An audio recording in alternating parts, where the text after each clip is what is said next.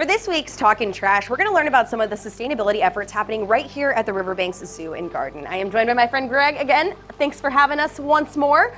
All right, so talk to me about where we are right now. You know, this is the coral reef room. Tell me about what you guys are doing with these corals. This is really incredible stuff. Yeah, this is definitely it's a big pride point for our zoo, and it should be for our community also.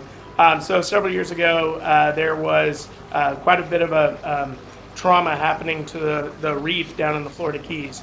They were dealing with a hard coral disease. And while the scientists and researchers were trying to work on how to save the reef in the Florida Keys, there was a realization that we might actually need to move some of these animals out and have an assurance population.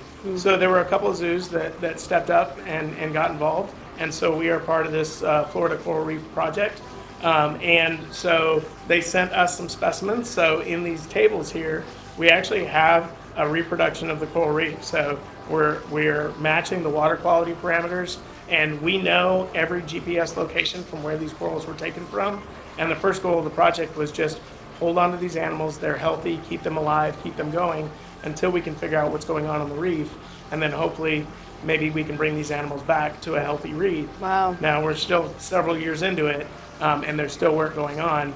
And there's still more dangers to the reef with warming temperatures and things like that. But the project's going well, and it's something that we committed with the renovation of this aquarium reptile complex.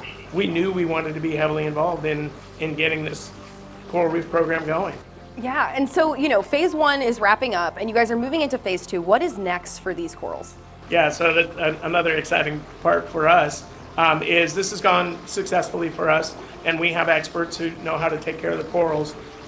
We are actually going to be moving into what is hopeful a next phase of this project, which is to try to reproduce these corals and have the baby corals actually go back into the reef system down in the Florida Keys. Wow, that's absolutely amazing. And the Riverbanks Zoo, it's absolutely a place to come and have fun and check out some really cool animals that you're not going to see, obviously, in your day-to-day.